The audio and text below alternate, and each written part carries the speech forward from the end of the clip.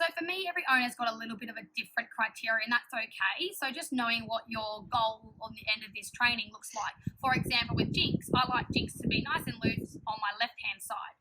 And for me, that's the place that I want to reward Jinx the most, when she's nice and loose on my left-hand side.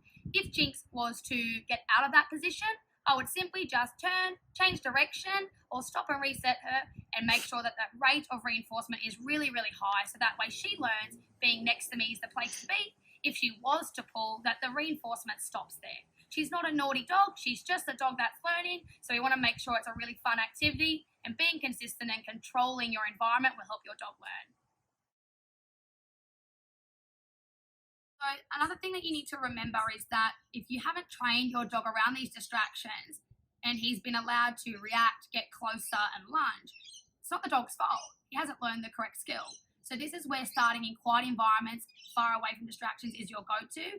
As an owner, you need to think to yourself, what do I want my dog to be doing around these dogs? Because a lot of the time it's, oh, my dog's pulling me. Oh, he's doing it wrong. He's lunging. And we go, well, actually, how about we look back and we go, okay, what would I rather my dog do? Can I provide more support and reinforcement in that area and do more controlled setups in controlled environments before I say go to Bondi Beach and flood my dog, which is not what we want to do. We always want to start in quiet environments and leave the busy environments like Bondi Beach as such till later on when our dog is more advanced and we are more confident within our dog skills. So the first thing I need to identify is how the dog's feeling about that trigger. Is he happy about dogs and people? Is he worried and fearful? Does he want to chase the cat, or is he curious? For me, making sure I have a really reliable name response and maybe a really good solid sit or down, and obviously starting with my lead skills so my dog has a criteria to follow.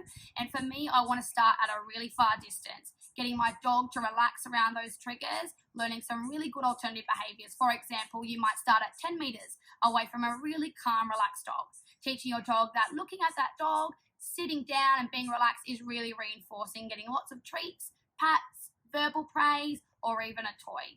As your dog starts to relax, you can slowly move in closer to that dog. Make sure if your dog is struggling, you don't move close. If you're moving in too close too soon, your dog is going to lock like a magnet. We want to make sure we stay further away to get success. That way the dog can actually learn the appropriate skill in presence of those distractions.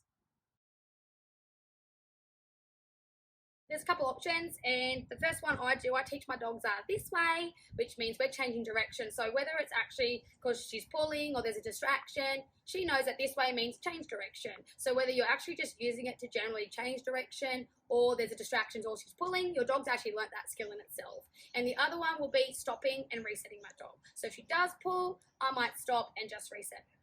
So first one is if Jinx decides to pull, I will be doing the change of direction, the this way cue. That will just depend on how she's feeling today, and we'll go from there. This way. Yes, good girl. Yes, good girl. This way. Yes, good girl. This way. Yes.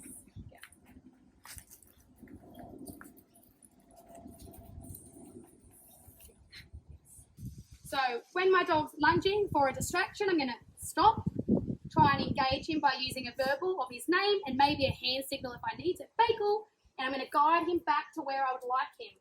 I'm going to make sure before I take off that I've got Bagel nice and relaxed with me before I start again, because if your dog is over threshold or checked out from you and fixating on that distraction, he's not going to engage and listen to you. So it's really important that, Bagel, you get them nice and engaged, in a nice behaviour that you're happy with. Once they look relaxed, continue your walking. Let's go. Yes, good boy. Nice. Bagel. Yes. Make sure you keep your rate of reinforcement high to keep the dog staying with you so he learns what the appropriate behaviour is to do. So I want to make sure Bagel learns that with me and following me on my left-hand side, he gets rewarded. Good boy, and he gets to keep going. Good boy. If he goes to swap sides on my right, I will simply just stop and then make sure I encourage him to come back on my left before we continue. Good boy. Yes, good boy. Nice job. Good. Yes, good boy. and sit.